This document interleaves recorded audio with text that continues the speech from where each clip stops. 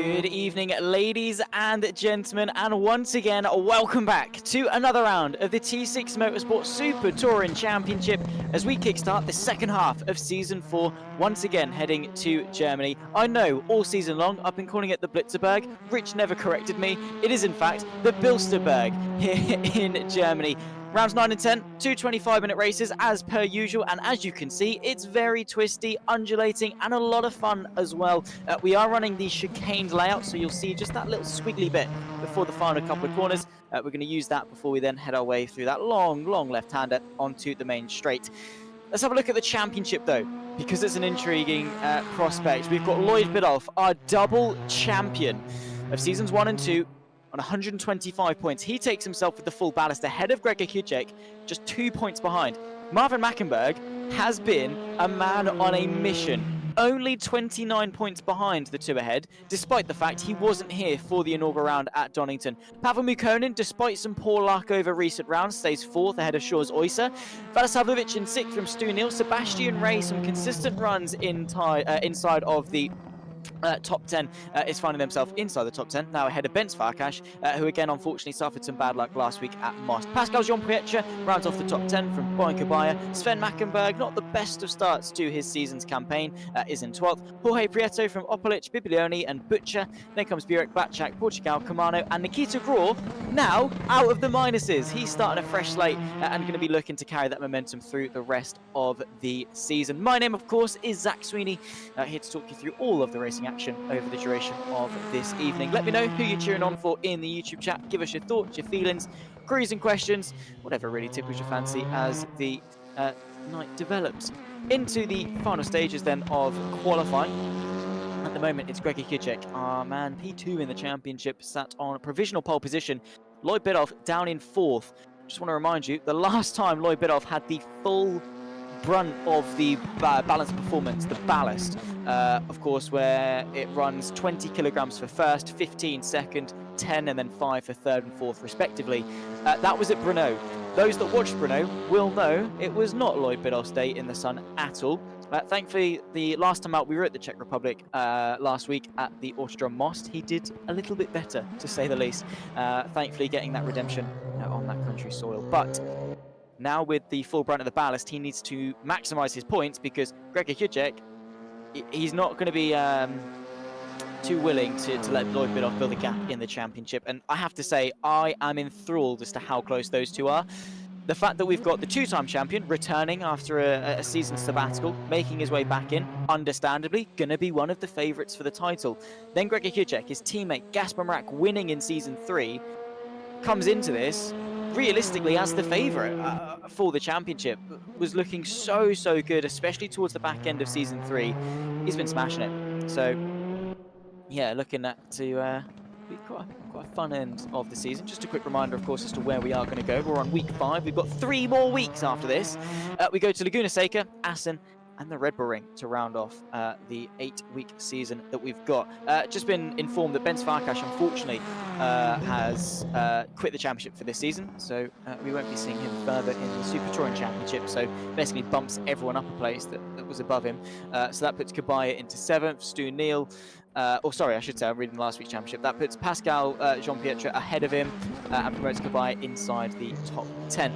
There's the rundown, though, of qualifying. It's Gregor Kujek, just under a 10th and a half ahead of Nenad Valasavlovic, who will join him on the front row. Marvin Mackenberg and a Pavel Mukonin for row 2, with Lloyd Biddulph, championship leader, starting an almighty train of unlimited esports drivers. He's alongside Sven Mackenberg on row 3. Then comes Shaw's Oyser and PJP. Sebastian Ray ahead of Bowen Kabaya inside the top 10. Then comes Stu Neal from Opelic, the first 6 rows. Jorge Prieto from Nikita Gror up inside the top 15 alongside Blatchak. Then comes Portugal and Rus Butcher, our 17th and final driver to take to the grid this evening. Hello and welcome to Gaspar Mrak. Speaking of the Season 3 champion, he's cheering on his teammate, as his teammate cheers him on a Tuesday on R-Factor 2, which I find is very sweet, very wholesome. We love it. Into warm-up. Just the final checks to make sure, you know, everything's running nice and smoothly. Everything's where you want it to be. Everything's set up as it should be. And you're ready to go. Albeit, though, I wouldn't recommend warm-up, to be honest. I've always said, sort of, you're not going to gain anything in the 3 minutes before qualifying and race, you're not going to learn anything new. At least you shouldn't if you've done enough practice. There is not as much benefit to going out on track as there would be from just standing up from the sim, right? Having a drink of water, stretching your legs a little bit, whatever it is, playing some music for a few minutes, getting yourself in that zone, resetting and cooling down after qualifying, because whether you've done well or whether you've done bad, you still, to an element, to a degree, want that reset just to calm down and bring everything back down to a level playing field internally, because you don't want to go into that race emotional, whether that's a bad quali or riding the wave of a pole. You just need to jump out, reset, and get ready for the race ahead. Of course, Pavel Mukkonen, he's taken to the track. I mean, it is a technical one, so maybe there is something that the drivers can try in the short warm-up session between qualifying in the first race, but personally, I don't really see much value. And I was always the driver that showed up to qualifying, and qualifying was my practice. Even then, I didn't really use warm-ups as an opportunity to gain lap time as such. But obviously, these guys know a lot better than me. Who am I? I talk about the race cars. I don't ever usually drive them. Last time I did was earlier in the week, and I'm still feeling the pain to this day. Decided, you know what, I'm going to go karting for the first time in a few months. Jump myself straight into a 1-hour race at one of the most demanding circuits in my part of the country. And yes, it still hurts to flex my forearm. Or, well, not flex, because there's nothing really to show, but tense at the very least. It still hurts. But it was fine. It's fine. Tangent over. We've got about 50 seconds left of warm-up. Let me know, again, those that are watching along. Make sure to show some love to the stream. Like, subscribe, turn the bell on, share it around. Get as many people watching the T6 Motorsport Super Touring Championship and, of course, our R-Factor 2 Touring Championship as possible. And make sure to show some love to our fantastic sponsors, of course, of Garage DuPont and Stu Udressi's Garage, both of whom, of course, based in Switzerland, and all their links and information are in the description below. Make sure to go show them some love, because without them, of course, we wouldn't be able to go racing nearly as efficiently as we do. And thanks to them, of course, we get ourselves a lovely little prize pool. £200 cash for first place, just to remind you of the stakes at play.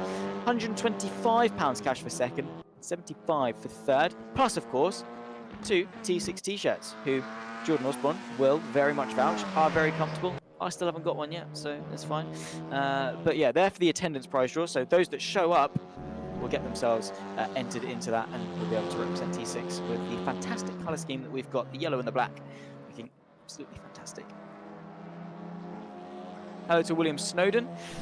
Welcome into the chat. How are you feeling? How's things going? Who are you cheering on for? Who are you rooting on to win? Race number 1 about to get itself underway as we transition onto the formation part of the evening, where we're just going to wait for the drivers to press go effectively. And then we wait for 5 red lights, 25 minutes on the clock, and underway for that run in towards turn number 1. It's quite a pinch. So you start from the light, there's a slight kink before you then on the brakes for the hairpin of 1 into turn 2. 3 and 4 are quite a medium speed chicane. Same 2 for 5, 6, 7, then 8. It's all one long sequence, but nonetheless, the second half of Season 4 of the T6 Motorsport Super Touring Championship. Gregor Hudek from Vlada Sablovic on pole position. 5 red lights, 25 minutes on the clock. Race number 1. Once again here in Germany, we get underway, and it's a good launch from pole position, not the best one from the driver that joined him on the front row. Vlada Sablovic immediately under pressure from Marvin Mackenberg. But no contest into turn number 1. A little bit wide, it must be said, from Gregor Hudek. That's not going to hamper his momentum too much. He's able to hold on. It's very tight and narrow through this first sector, but Pavel Mukkonen immediately getting at the elbows, out fighting with Marvin Mackenberg here on home soil. And it's Pavel Mukkonen that fights his way through up inside the podium places. Lloyd Biddulph is there in 5th place as well, so keep an eye out on our championship leader. He's there in that Audi RS3, just tucked up behind Marvin Mackenberg, who of course has now been demoted behind Pavel Mukkonen. Shaw's Oyster there in 7th place as well, as you can see, as a contest going through the very quick left-hand dipper, very similar to Laguna Seca, just downhill as opposed to uphill as you saw in Laguna Seca. Very sort of similar way you'd have to drive it, I suppose. Maximise the camber on the inside. That was Lloyd Biddulph looking for a move momentarily. Marvin Mackenberg, but no way through. You can see though how a lot of this track is going to be taken at single file. Then you go left, right, quite stop-starty, then flip back to the left as well. Be careful of that sausage curb on the inside. You can see a lot of drivers using quite a lot of it But any more than that, any more than what the car can tolerate, and it's not going to like you very much, let's put it that way. Sebastian Ray once again inside the top 10 with the chicane.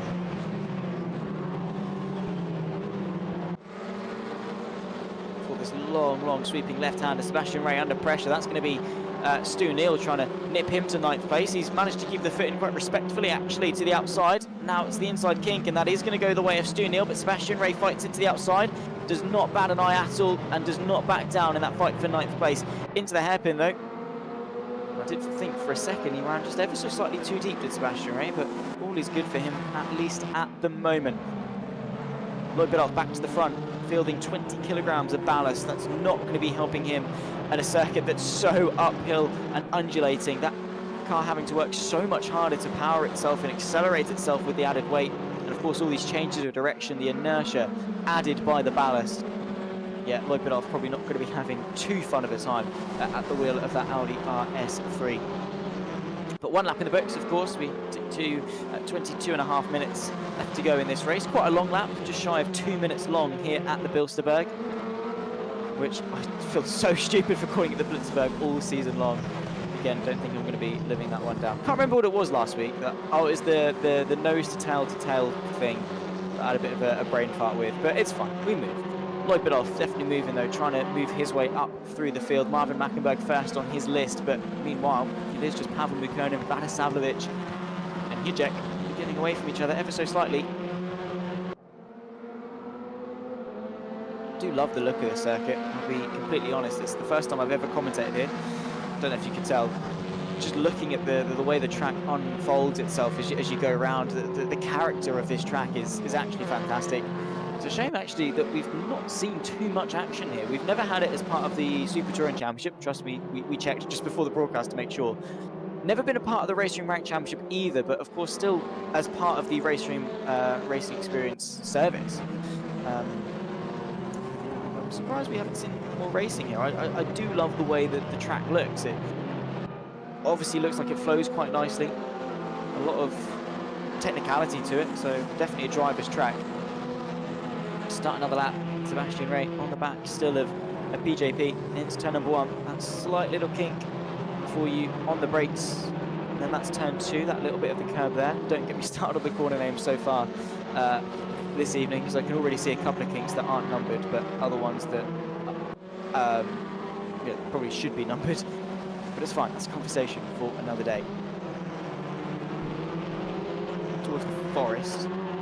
Just love that you're surrounded by trees. German tracks just do it best in terms of the surrounding area, really. I mean, you look at the Nürburgring Nordschleife, even to an extent to the Lausitzring, while that is still more of an oval, the general ambience is still there. The surrounding sort of stadium, I suppose, maybe does add a little bit of a feel to it. But here at the Bilsterberg, just again, it makes you feel a lot more enclosed. It adds to that sense of fear and thrill, maybe to an extent. Just closes everything in, makes it feel like it's a little bit smaller than it potentially is. On a circuit that's already fairly small. I mean, you saw particularly in the first sector just how narrow the circuit is. Very one-line orientated. Here's a fight. This is Brian Kabaya, been promoted inside the top 10 thanks to Bence Farkash's absence from the championship. And is right now trying to fight his way into the top 10 in this race ahead of Stu Neal. We've already lost Batchak from this race, which means Russ Butcher, as things stand, is the only driver that will not be scoring points. Rodrigo Portugal and Nikita Grau both inside, adding to their respective tallies. This is the fight for P12, the Spaniard of Jorge Prieto. We have seen a couple of stand-up performances from, actually. Whilst not maybe as consistent as he'd have liked, still definitely been punchy when the opportunity arises and not been scared to back down from almost anyone throughout the duration of season number 4. So it'd be nice to see that sort of fieriness come more into its own. Just looking at the gaps at the front, by the way, Gregor Hujek. Oh my goodness me, Opelic, and that is why you've got to be so careful with the amount of sausage curb that you use. You've got to use it to rotate the car, but a centimetre more than the car can handle, and it will go up onto 2 wheels. He was lucky to land back on all 4s, but it could have been very, very costly indeed. It would be the first time that a driver's been upside down thus far this season. Probably won't be the last, to be honest, but back foot. Opelich, he's 15th place now. So lost a couple of places because of it, and is on the brink of scoring points. Still going to be getting one to his name, so not all doom and gloom. But you can see just how much the cars are able to take. It was lifted up onto two wheels. If you just ever so slightly tip the centre of gravity more towards the car going all the way over as opposed to landing back, and it's a dangerous game. There's a point of no return. You've got very little that you can do because you can't exactly lean in the car itself to try and shift some of that weight back to the ground. Welcome in to Chris Harrell and Antonio Gonzalez.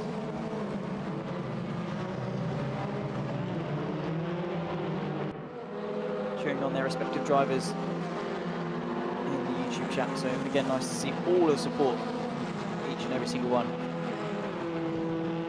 Watching along at home. 17 minutes, 40 seconds on the clock. Bilster Berg, while a fun circuit, maybe in qualifying into hot lap, proving itself to be quite difficult in a race environment. Greg Kudjek has been able to pull away from Vadisavljevic. That was the point I was going to make before Opelich went up on two wheels and nearly died. Yeah, he's been able to pull away. So making the most of the fact that he has got that reduced ballast for this round and not wasting the opportunity. At the moment leading by 1.2 seconds. Not completely in the clear, don't get me wrong, and out of the blue, but a healthy gap to have. Just allows him to focus forward, not have to worry about defending or anything like that. Just puts him in a position where he can focus on his race, not worry too much about what Vadisavljevic is doing, and just churn in the laps. There's Pavel Buchanan, by the way, a driver that is a lot closer to Vadisavljevic than Vadisavljevic is to Greg Kudjek. There you can see the gap. A good few car lengths from first to second, but maybe one or two between second and third. And Pavel Buchanan, well, he's a punchy boy.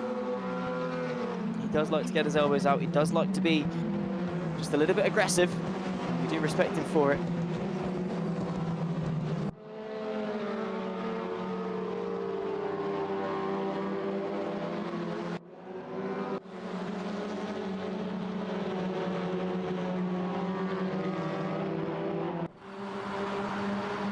Very, very close to the back of Pascal Jean-Pietre. There is Sebastian Ray. You can see they get very, very close to the first part of the S section, but not to be. You're going to have to set yourself up for a late apex. It's worked.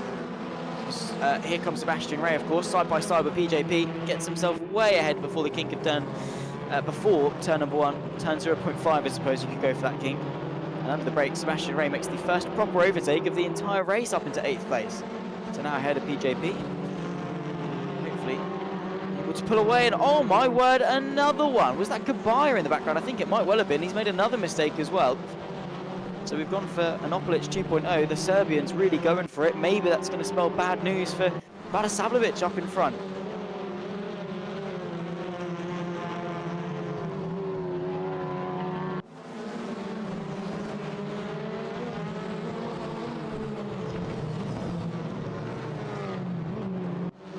Now in 10th.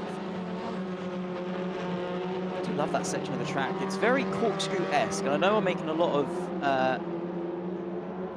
references to Laguna Seca today, but that sort of that downhill dip that helps rotate the car, then into that long left-hander, it's just so reminiscent and such a good recipe for a corner. Again, the commitment is there, and while you're dipping downhill, it's very difficult to look as far ahead as possible. So for the most part of that descent, you're actually probably blind.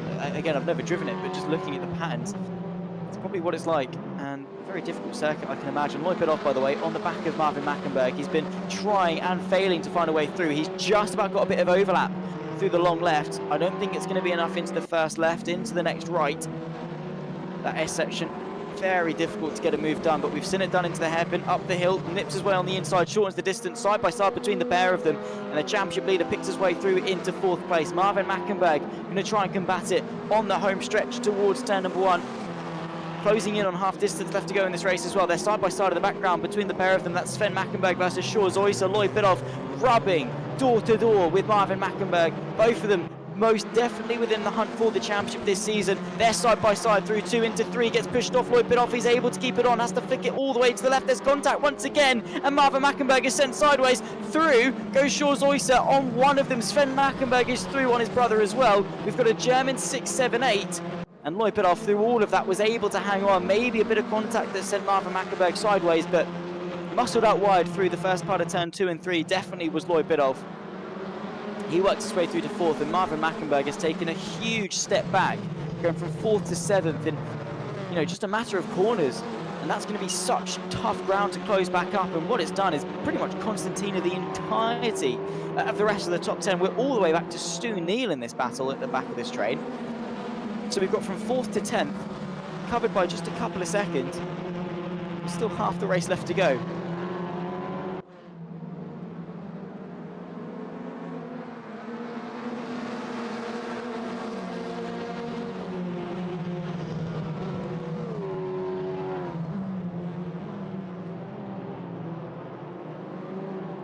Getting muscle off as well. It's at the back of the train. That's Sebastian Ray. Oh, sorry, Stu Neal and Pascal Jean-Pietro. That's going to be Stu Neal moving his way through to 9th. PJP going to fight it.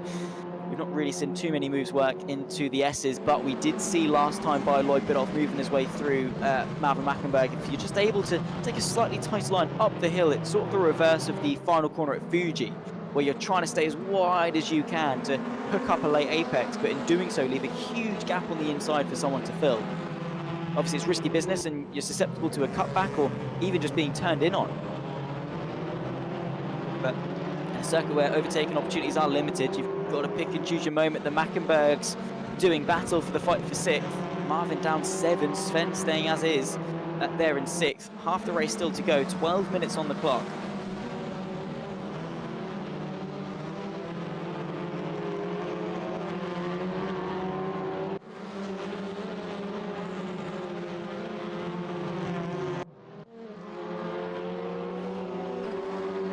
Here's the fight at the front, the fight for 2nd. Now the question is, Pavel Mukonin versus Vlada Sablovic. What starts does he take? Can Pavel Mukonin catch Gregor Hudek and win this race? Vlada Sablovic, of course, he's there. He's up there in 2nd. He deserves to be there. The pace not been quite as good as Hudek. It's been as a sort of a stalemate the last couple of laps, to be honest, but it's still been there, and Pavel Mukonin's yet to be able to make a move. The question is, how aggressive is Mukonin going to be in this advance? Slight mistake there through the chicane.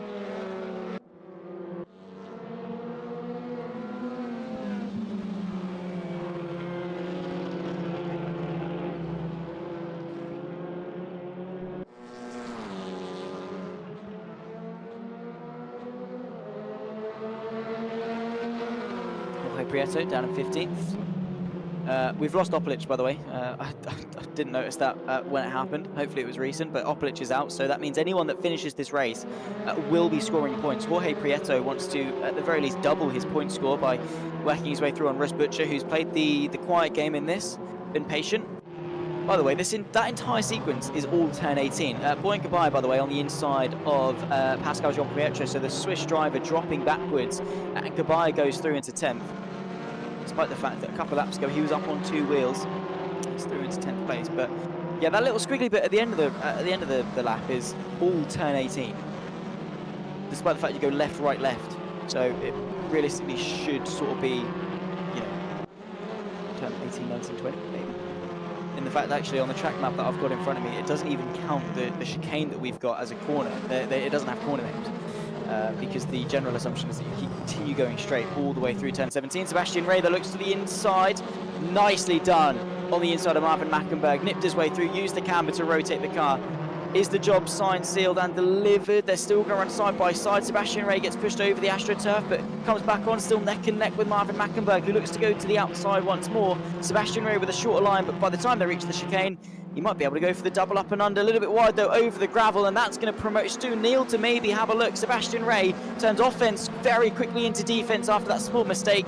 Through goes Stu Neal into the chicane. On the brakes though, it's Sebastian Ray that's got the inside, muscling his way out to the outside. Of course though is going to be Stu Neal through 17. It's a long sweeping left-hander. They're going to go door to door, nose, nothing separating the pair of them.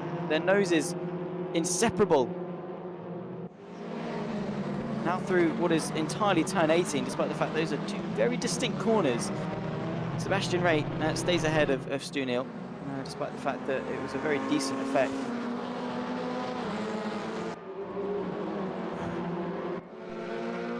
8 minutes, 46 seconds left to go. And we've got Pavel Mukkonen versus Vladisavljevic.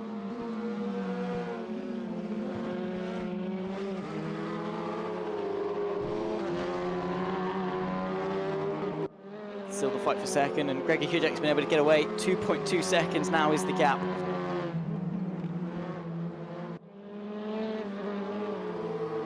Through the dip. Up over the crest, and then into this corner where you go up, and then dip back down. It's such a roller coaster of a circuit. I absolutely love it. I've got to drive it at some point. Maybe I need to convince my boss to get it for me at work. That's what I like to do that. Whenever I want to...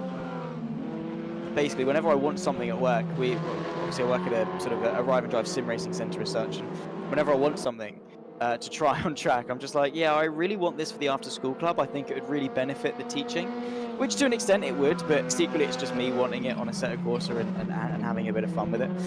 So maybe the Bilster Berg is one that I need to find a mod of and very politely ask my boss if he's going to sort it out. Sven Mackenberg and Charles Oyster, by the way, swapped for 5th while we talk about my fantasies of racetracks. Pavel Mukkonen still fighting for second, but 7.5 minutes left of this race, and that time is going to be ticking down. Probably going to work itself out to be 4 more laps at the line for Gregor Hudek, so ticking them down. At the final corner, there you can see the gap. Gregor Hudek is building on it, 2.1 seconds, not wasting the opportunity.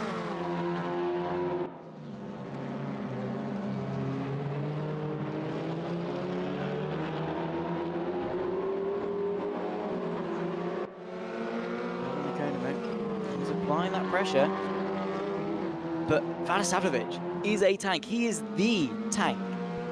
Anyone that's been around in the T6 Motorsport paddock knows full well that Vladisavljevic is the man of steel. He is a brick wall, all right? He does not give up. When it comes to defending, he is your man. And it's so good to see that his pace has improved as well as his sort of racecraft.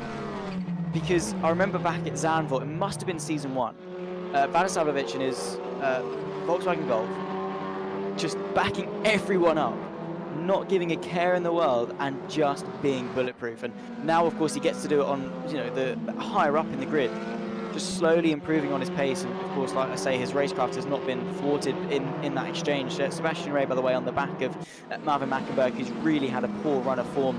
A driver that wants to close up some ground in the championship, not really going the best way about it here at the Bilsterberg on home soil. When we were at the Lausitz ring, Marvin Mackenberg didn't like the track, but my word, did he perform well at it. And that's really when I was sort of like, well, you know what, actually, he might have a chance in this championship. But more days like today, especially with no drop scores, he's not going to be closing in the championship, especially compared to the top 2 who might start to pull away. But still, of course, that lovely prize pool, £75 going the way of 3rd place. So if he is able to hang on to it, gets a few euros in his back pocket on that run up to Christmas. Into the final couple of corners, Sebastian Ray, does the door open up? No. Keeping it nice and wide all the way out to the curb. Late apex to just get the power down and accelerate towards the line. I wonder if anyone's going to go for any last lap lunges on the on that final corner. Just because you might as well.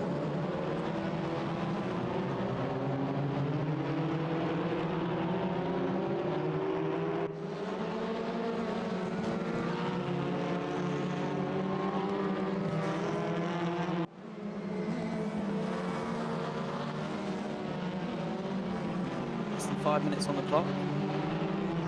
Time ticking down. I think we are going to be going on to the penultimate lap next lap, so we've got 2.5 more to go, as I count it. But again, take everything I say with a pinch of salt. I talk about pretend race cars, by no means am I intelligent.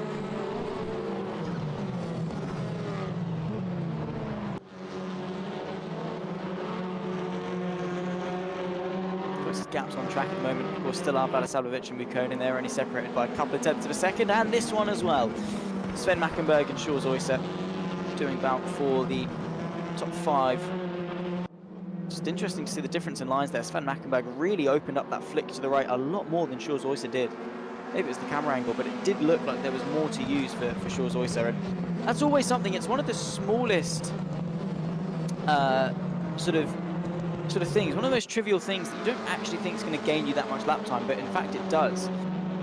Going back to, obviously, when I was karting the other day at a circuit that I didn't know very well, once I got overtaken by one of the quicker guys, first corner that he was in front of me for, he opened up the track so much more, so much so that he sort of turned in a little bit earlier to use more of the track before the barrier was there.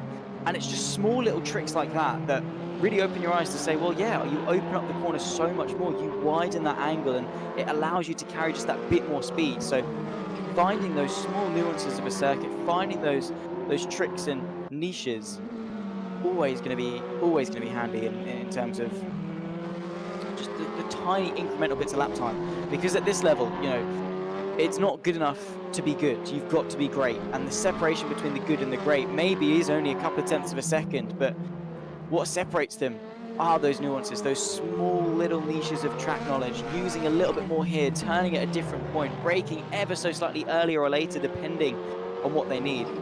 And that's the level that you need to rise to if you want to succeed in a championship as competitive as the T6 Motorsport Super Touring Championship.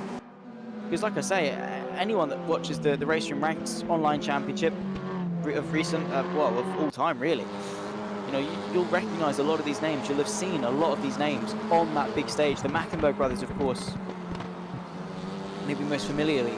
That's a word, familiarly? Yeah, that's fine, we'll rock with it.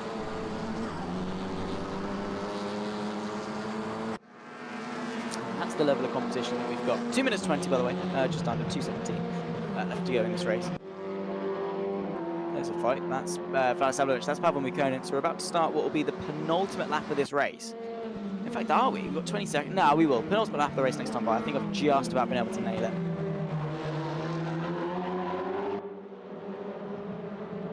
So 2 to go. Pavel Mikonin running out of time to get through on Valasavljevic if he wants that second place.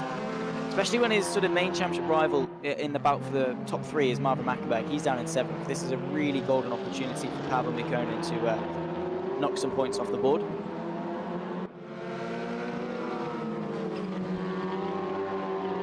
You've had enough time behind Valasavljevic. You should know where you're quicker, where you can maybe go for a move, but he just hasn't really had an opportunity to stick his nose in. That's half of it, is do you go for a mind punt? Do you sort of fake a move to the inside? But even then, where do you do it without putting yourself at jeopardy as well? So there's probably a lot going through the minds of both drivers, and to be fair, I can actually probably guarantee that Valasavljevic is pretty cool and collected. Pavel Mikonin maybe starting to maybe get a bit desperate, trying to compute ways that he can find a way through on Valasavljevic, maybe. Just in sort of the vibes the two drivers give me. Pavel Mikonin definitely more aggressive, gets his hands dirty when it needs to be done. Valasavljevic has defended from countless people on this grid. He knows how to do it well. 40 seconds on the clock and into what is turn 17, 18, and this long left is technically turn 19.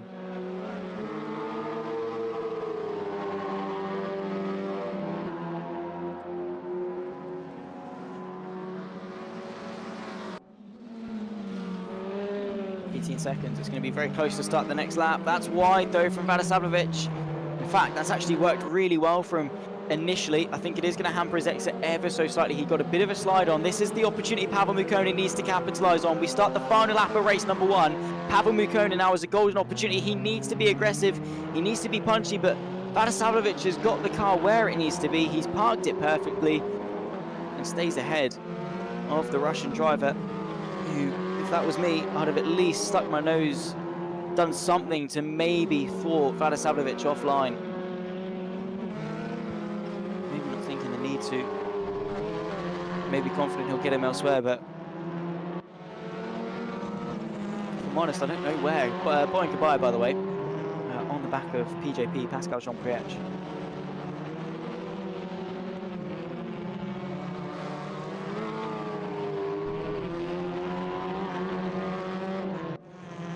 Again, that's the fight for the top 10. Both of them have had shaky seasons. Kabaya and Jean-Priech definitely, you know, their pace is a lot more than their championship position currently reflects, but at the moment just trying to maximise what they can. There is our race leader though, Gregor Kucek, barely even spoken about the guy. Started on pole position, 2 points between himself and Lloyd Bidoff in the championship. Once again, it's going to swing back the way of the Slovenian.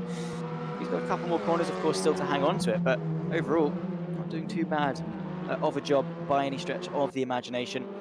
And a good way to start this evening's racing. Don't forget, of course, top 5 get reversed for race number 2. So Sven Mackenberg wants to get a move on Jules Oyster to find his way through and get that reverse grid pole position. Otherwise, it's going to be the Flying Dutchman on pole position for race 2. But nothing can take away from this man right here, Gregor Kudjek, doing everything he needs to do for the championship battle. It's as close as ever in Season 4. And for round 9 of Season 4, it is going to be Gregor Kudjek who takes the championship lead and the first victory of the evening. Pavel Mukkonen versus Vlada Sablovic. They're neck and neck across the line. In the end, it's Vlada Sablovic that pips Pavel Mukkonen to second place.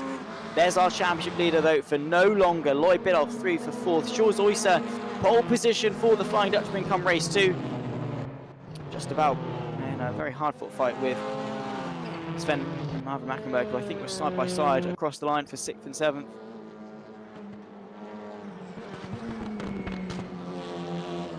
No team orders down there between the Mackenberg brothers. No doing this for the championship. No giving you the extra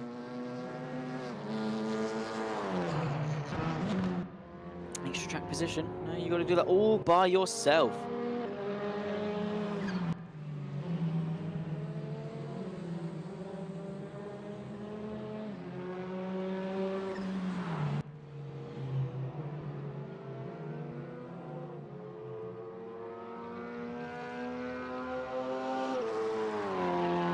Of course, the finishing order. And speaking of, there it is. Gregor Kudjek, pole, win, fastest lap, led every lap, done, dusted for the Slovenian driver who takes the championship lead. Vlada Sablovic from Pavel Mukkonen and Biddulph and Oyster. They'll be the front row for race 2. What can Lloyd Biddulph do? Maybe to close the gap in the championship once more as it swung back around. Sven Mackenberg from Marvin Mackenberg. Then comes Sebastian Ray, Stu Neal and Pascal Jean-Pretre, the top 10. Kabaya, Grohr, Butcher, Portugal, Prieto, the top 15. And our 2 DNFs of Opelic and Fatjack.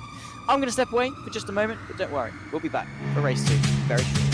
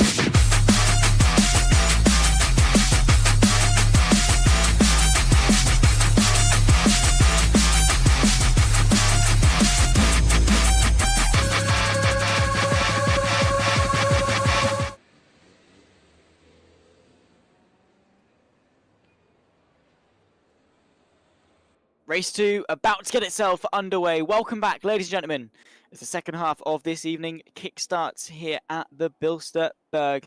My name, of course, still Zach Sweeney.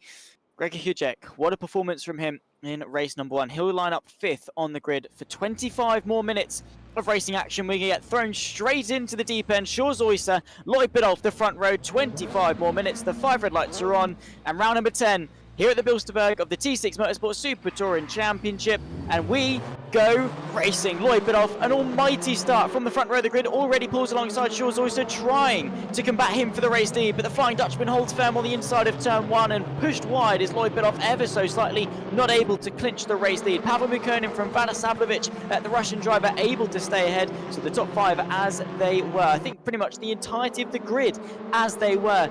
No changes going into the first couple of corners. Then we start our move into the forest section of the circuit where it really gets windy and prisoners most definitely can be taken. Shaw's Oyster then leads into the downhill dip through the left. Got to be careful running wide on the exit, but Shaw's Oyster leads, and with a track that's so highly valued on track position, he's in a good position to maybe go all the way and win this race. Be interesting to see what Gregor Hujek can do, of course, from 5th place on the grid, if there's any movement that can be made from our new championship leader. Mackenberg down in 7th, had a pretty woeful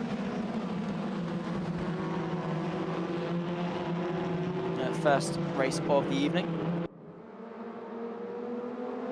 Even finished up behind his brother and is now under pressure, in fact, from the likes of Sebastian Ray, who's going to be fighting him all the way towards the chicane here before turn 17. Marvin Mackenberg under threat, under fire, up and under from Sebastian Ray, gets the outside for turn 17 and is going to swoop all the way around the German driver on home soil. Stu Neal trying to get involved as well, as Marvin Mackenberg has completely been mugged here towards the final part of the circuit. He drops down to 9th place. After all of that, Marvin Mackenberg, a driver that very well could have sparked an almighty comeback in the championship, has taken 2 steps backwards. We got 2 steps, 4 steps, 6 steps, however many steps backwards. A lot, to say the least, with just 3 rounds left to go in the championship. Into T1. Marvin Mackenberg got a lot of ground to make up. He looks all ready to launch a counter-attack on Stu Neal, but nothing materialising there. Once you lose track position, it's so difficult to regain it. I think Gregor Hujek is finding that in bucket loads. Qualifying was super important for him to clinch that win in race 1. With the ballast now, there's not really too much that he can do. I mean, even if he had a completely clean car and no extra ballast, it would still be a difficult task to make some moves on those in front, let alone when you're having to stress the tyres so much more because of the added weight that you're having to haul through the corners, and it just makes everything just more tricky. Something he's going to have to adapt to. Lloyd Biddulph trying to mount a challenge on Shaw's Oyster.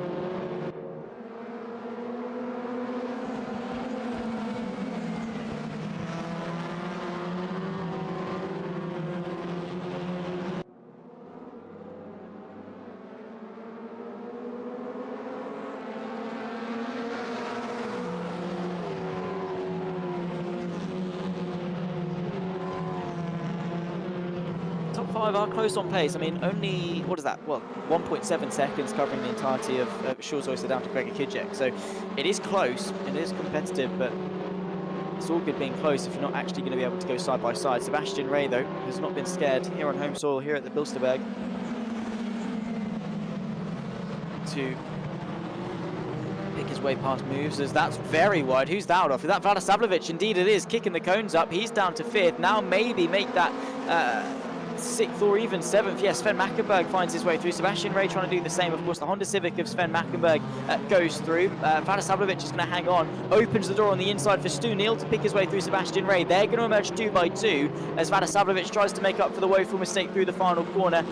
Sebastian Ray no way through there. However, the door might open up through the second part of the chicane as Vada Sablovic is forced to concede in the end to Sven Mackenberg, and that is disastrous for Vada Sablovic. Maybe there was contact between himself and Gregor Hujek, who understandably was maybe being quite aggressive to carve his way through the field and limit the differential to Lloyd Biddulph. So I think even after all of this, if it stays as is, the gap in the championship is probably only going to be still only a couple of points. Laguna Seca, Aston and the Red Bull Ring still to go. Oh, there's contact there down the hill. Sebastian Ray getting pushed by Stu Neal. Is this going to open the door for Marvin Mackenberg? No, it's not, because the uphill ascent towards the right-hander that leads you onto this plateau, not long enough, but Marvin Mackenberg, that's not going to stop him at all. It's getting very argy-bargy between the entirety of this contingent.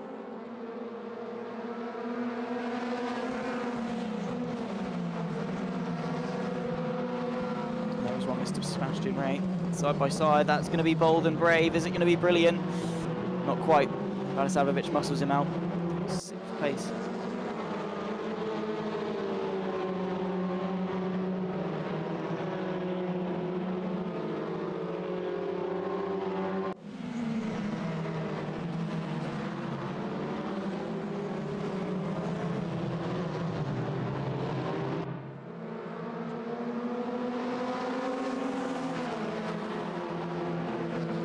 Train. We've got 1, 2, 3, 4, 5, 6 drivers making it up. Kabaya hanging on in the background actually as well. 5.2 seconds off the leader, so again, good opportunity for him maybe to pick up some decent points there inside the top 10. In fact, he's not last in this train by any means. It's Pascal Jean-Pierre that's at the back of it, and that's 11th. So we go from Radosavljevic in 6th down to PJP in 11th. Numerous number of mistakes. Opened the door for a lot of intrigue actually. It's not been side-by-side excitement, it's been attritional excitement.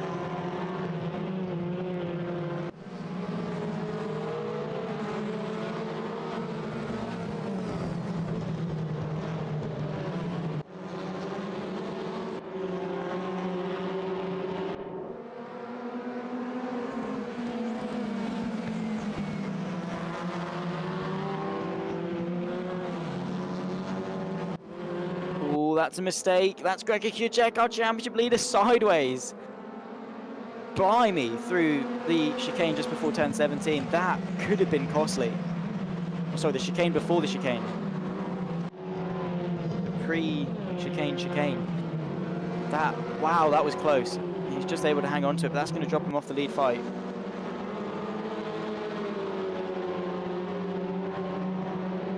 Sebastian Ray there in 7th as well, on the back of Radosavljevic, who, like we know, is not going to back down from a fight. And if he realises that 6th place is the highest he's going to get in this race, then he might as well just roll with it. 17 minutes and 50 seconds, we're already a decent chunk of the way through. Wipe it off, back to Shaw's Oyster as well. Pavel Mukonin in the mix. We've got a three-way fight for the lead. Make that 4 if Gregor Kucek is able to pull something out of the bag and close in.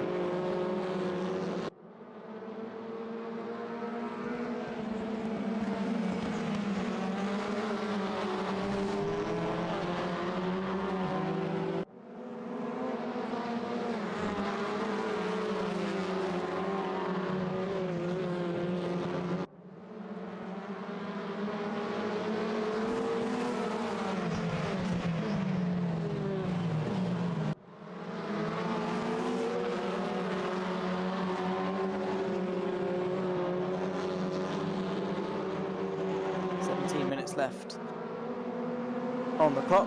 Hello and welcome anyone that's now just jumping into the YouTube chat. Let us know your name, how you feeling, thoughts, feelings, queries, questions, whatever tickles your fancy. My name of course Zach Sweeney, talking you through all of the action. At the moment, not a tremendous amount of it. Like I said earlier, more an attritional race than out and out excitement like we've seen throughout the season thus far at sort of the likes of Most or Brno. Even Donington Park was full of excitement all the way through, but team at the Bilster Berg, it's been a different story.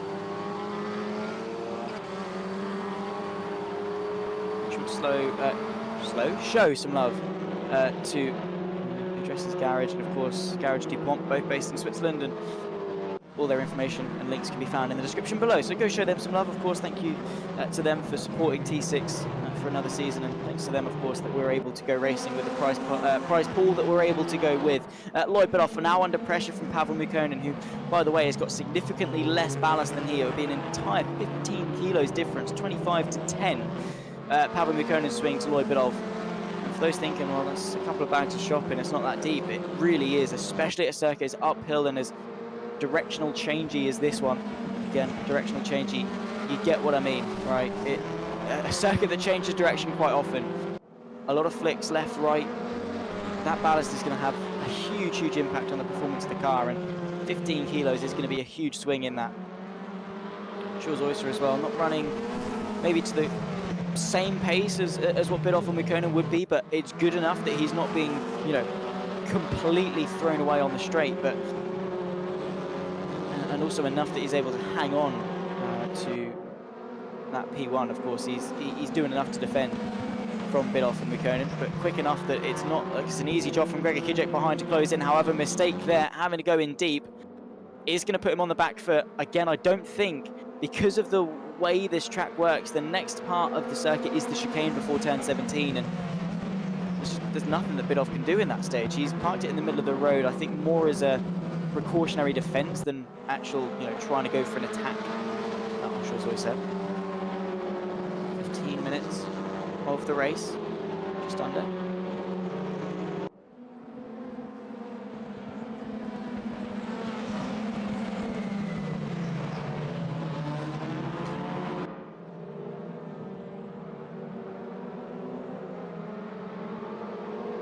Maybe there's a look there. Pavel Mukkonen eyeing up Lloyd Bidoff. He wasn't this aggressive with Vlada Savlovic, but maybe with one of the championship contenders, he might get his elbows out, especially with Gregor Kijek now breathing down his neck. We've got 4 cars entering the fold, just over half the race left to go. But again, it's probably going to be more of a psychological warfare with drivers trying to play tricks on each other, defend when they don't need to, bait them into that mistake, apply that pressure, rather than, again, the full out-and-out aspect, like we've been saying. We're playing a strategical game, saving some tyres maybe towards the end. If that last lap push, because it is possible, just to show the remarkable level of skill, by the way. All 4 of these drivers running basically nose to tail to each other.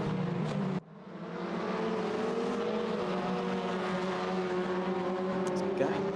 It's impressive.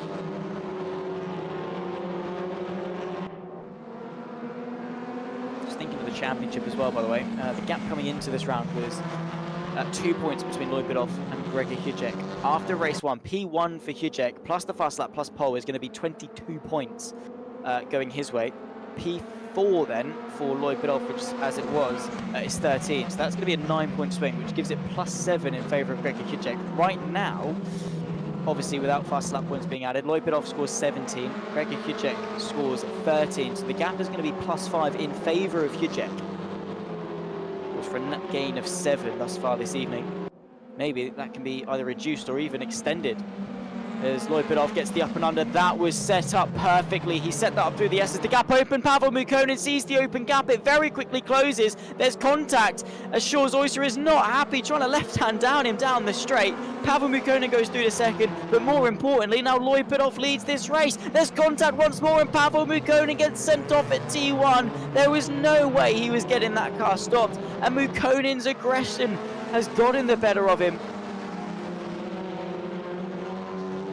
Was that karma? Was that payback? Was it intentional? Was it malicious from Jules Oyster? You can definitely see the frustrations boiling over. Pavel Mukkonen saw the open gap, and at a circuit where we know where overtaking is difficult, can you blame him for at least trying?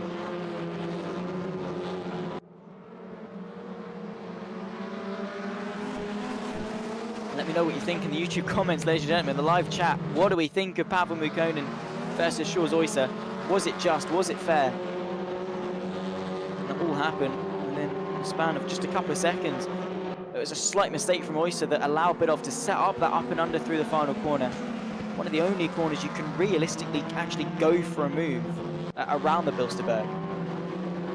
What that does do is it gives Lloyd Bidoff an extra 3 points, gets him 20. Gregor Kijek will be getting himself 15, so we go from plus 5 to now just plus 4 in the championship hunt.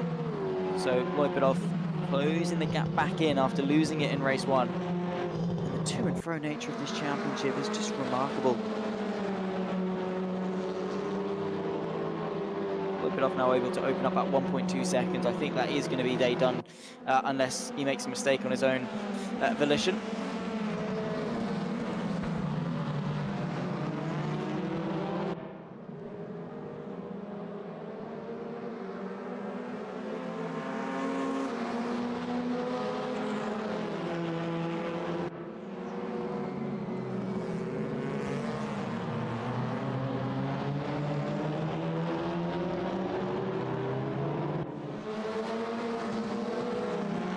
10 minutes left to go, or 10 and a half, and well, I'm sat on the edge of my seat waiting to see what's going to be happening. Sven Mackenberg and Pavel Mukkonen still in the fight, by the way, especially if Shores Oyster is still keeping Gregor Kijek at bay. Sven Mackenberg will be closing in. His brother Marvin down in 9th place. But with Lupidov now sailing off into the sunset for his fairy tale ending. We've got Sven Mackenberg, who is searching for that good result, by the way. He's down at P12 in the championship coming into today. He's searching for a good couple of results. This could well be one. Pavel Mukkonen, of course, I'd say wants redemption, but well, that was only a couple of laps ago. He wants to get revenge, maybe on Shores Oyster, maybe in a less malicious sense, maybe going to go for a clean overtake and get the points as a satisfactory revenge on a pretty heated exchange. 9.5 minutes left to go. On lap 9. About a minute and 46 a lap, so I'm going to get a few more laps in, maybe 6, maybe 7.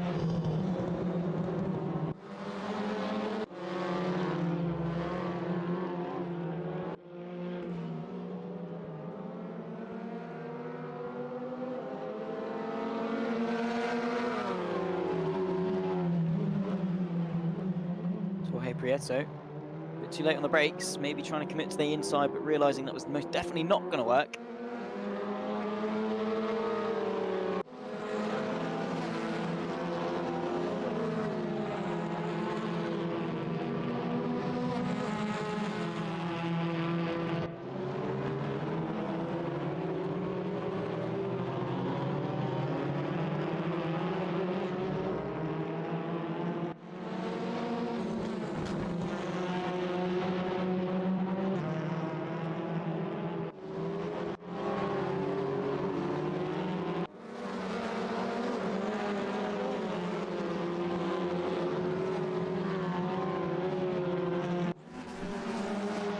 He needs to get past Sven Mackenberg if he wants to do any real damage in the fight for the podium.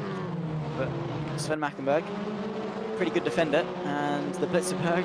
Wow, I done it again. No, it's not the Blitzerberg. Oh, I was doing so well. It's the Bilsterberg.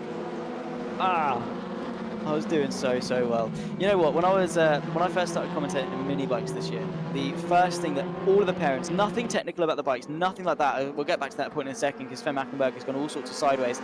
Pavel Mukkonen looks to go to the right-hand side of your screen. That's the left-hand side of the track. It's the outside for the next part of the chicane.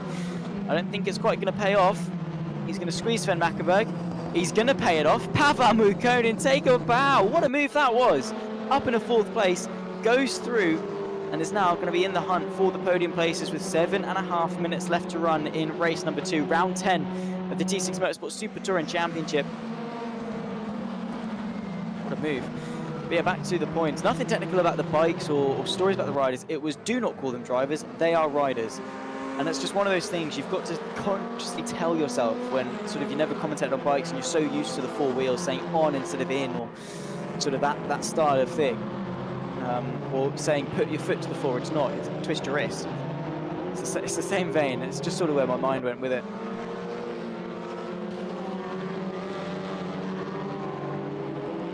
It's up onto 2 wheels, that's actually great in the background.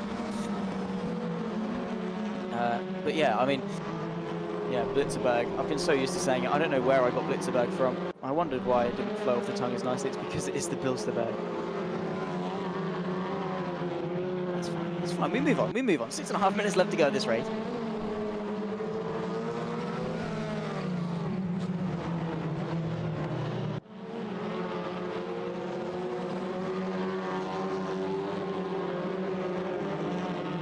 Probably going to be looking at 4 more laps to go at the end of this one. Maybe 3.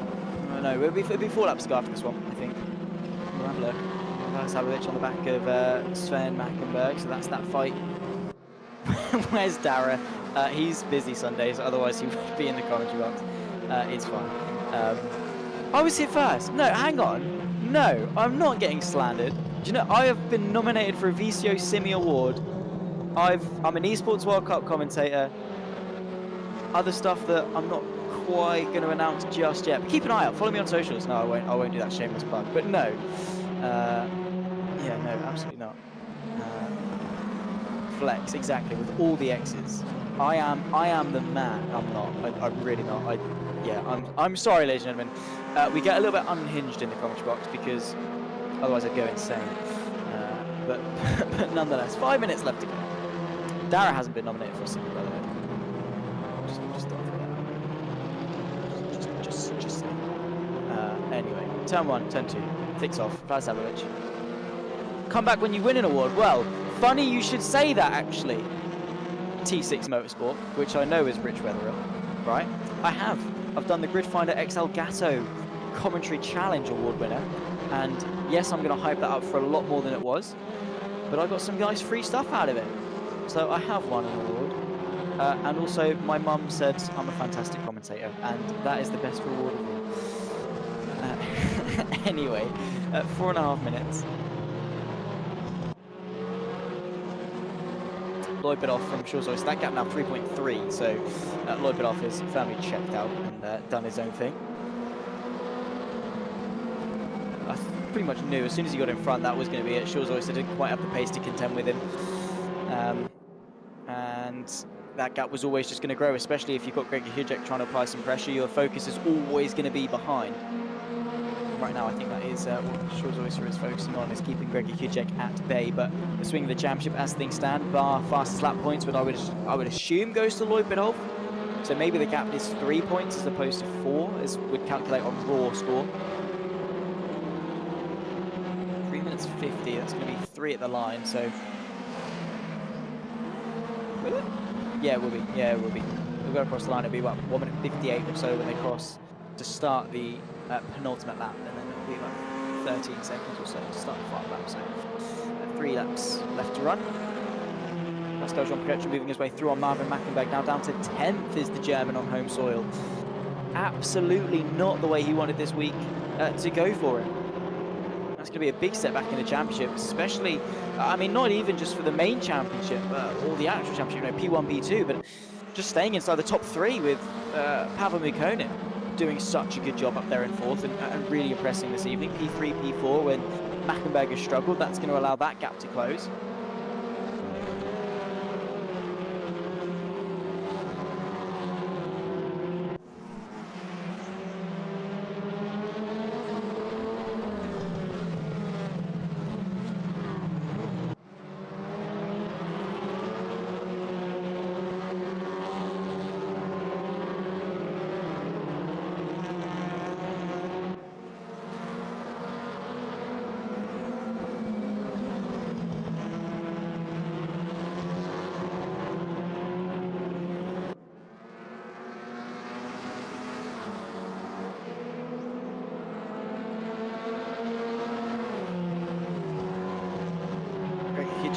Still just trying to put that pressure on.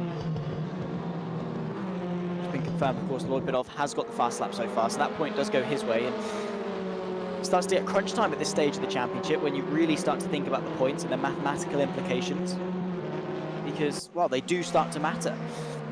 Early on in the season, yeah, they matter, because at this stage you look back in hindsight, could I have got more points at Donington, you know, maybe Brno, whatever. But now we start to think, okay, we've got, this is the gap, this is the points that we need. We need to get pole, we need to get the fast lap point, something along those lines. We need to get that extra position.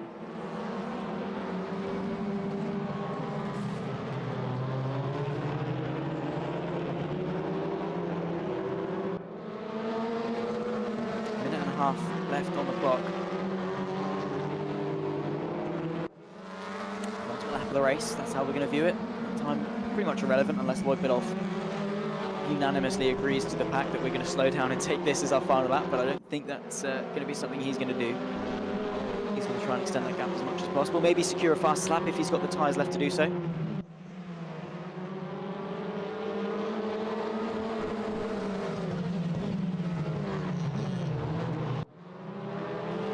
Through the dipper. See, whenever I say or refer to the dipper, where's the other track that's got a dipper?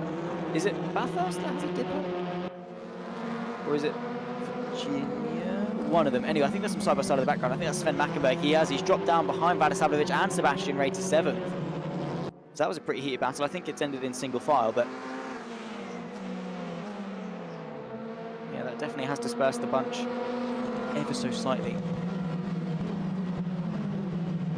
30 seconds on the clock.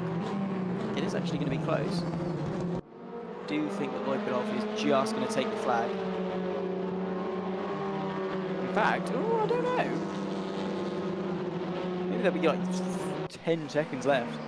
Not even that. Oh, it's going to be close. There's going to be only a handful of seconds left. 5, 4. Is it going to be the final lap of the race? 2, 1. Is he going to get there in time? He could lift off and just take it. He is going to continue on. One more lap to go. By the skin of his teeth, Lopidov. If that battle raged on any longer with Shorzoysa, that would have been done and dusted, but it gives those behind a chance to make their way back through. Pavel Mukkonen in particular on the move of Gregor Kujek. Shorzoysa, he's got another lap to worry about his troubles in second place.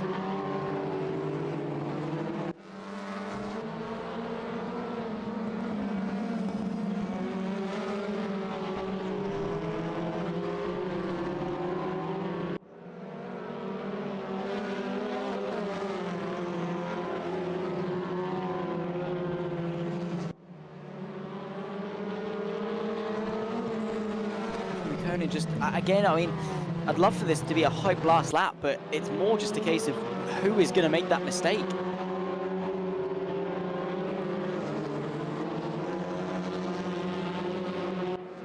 Who's going to flinch on the last lap after doing all of that for 25 minutes?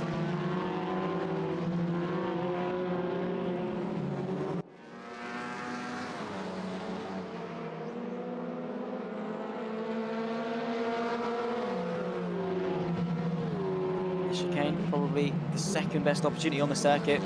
Before that, it's then going to be the final corner. Nothing can take away from this man right here, Lopidov, who of course has got the full brunt of the full 25 kilograms of ballast, has done just about enough in order to scrape the points in the championship and minimize the damage.